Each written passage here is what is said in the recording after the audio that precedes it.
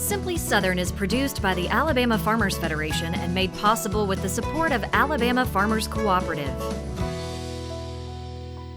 There's nothing quite like sitting down to a home-cooked meal with fresh vegetables from the garden. With Bonnie plants from your local quality co-op store, you can enjoy the freshest vegetables right from your own backyard.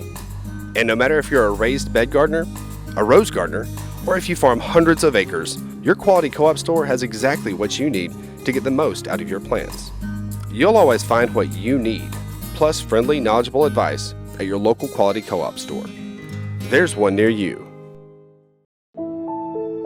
What we eat, what we wear. It all starts somewhere. And if it's good, it usually starts with a farmer. And that somewhere is right here in Alabama.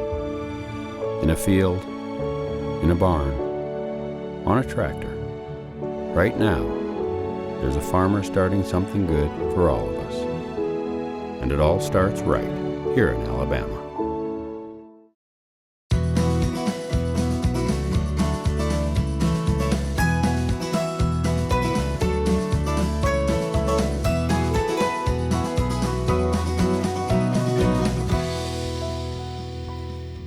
Hello and welcome to Simply Southern. I'm Mary Wilson. And I'm Kevin Worthington. Grab a pole and your boots. Today, we're going fishing.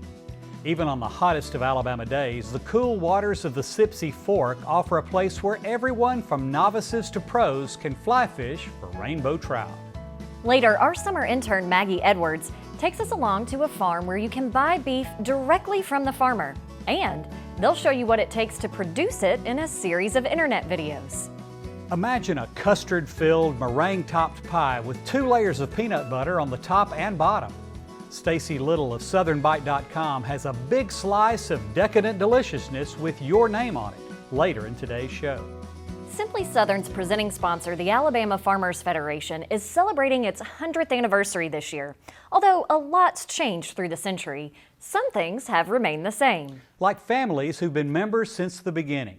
Take the Bradys of Perry County, for instance.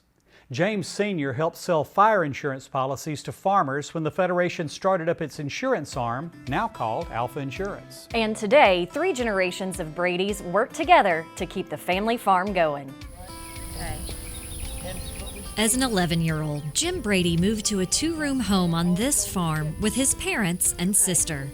I got on the mule and rode them through the country, and Judge Lee next door had a windmill, and that was my point that I, as a kid, zeroed in on. The 2 mules were Sam and Bob, and I rode them and brought the harness and all that stuff that I could carry. Every morning, he and his father, James Sr., would each milk 7 cows, and the milk was sent to a processor in Greensboro. When Jim came back to the farm after graduating from Auburn and marrying his wife, Catherine, the milking parlor got high-tech. We ultimately built the barn, and I had one man that milked 70 cows an hour by himself. It was completely automated, but we had people coming from all over the east of the Mississippi River to look at our facility. I mean, they really, we had a showplace there for a while. The dairy cows found a new home in 1994, partly due to labor shortages, and partly because Jim and his son Brad had added catfish ponds to the farm in 1987. When I came back, we still had the dairy and we was getting into the catfish, and there's anybody that knows anything about either one of those, there's not time for both. So we started with the catfish, and then we also went with beef cattle also at the same time. But it's not just the commodities they've grown that have changed over the years. It's technology and equipment too. We've got a few of the old tractors left, but I moved some of them and got the more modern tractor with the front wheel drive. In the hay field, we used to square bale hay, and that's a lot of work involved in that. So the round balers came along, and we can put up a little bit more hay a little bit more faster than what we used to could. My dad, he used to come in late at night because he had to check ponds. Now we have what they call a Royce system that sends all that information back to his computer at home, and it'll give him an alert whenever it goes below a certain oxygen level. It'll kick on a paddle wheel without him having to be up. Matthew is son of Brad and Elizabeth. While he and his sister Lindsay both have jobs off the farm, for now, They still help where they can. I helped move all this hay in with my dad and my granddad solely, and we did it all in one day. I'm more of a hand than anything, but still, I'm out here with my family. I'm still doing what I've done my whole life. Matthew is learning from some of the best as the Brady's Ioka Farms has earned numerous honors, including Farm of Distinction. And when it comes to Ioka Farms, its patriarch is confident it's in good hands. I just think the sky's the limit, and it's best in the South. I think we have the best of all the world.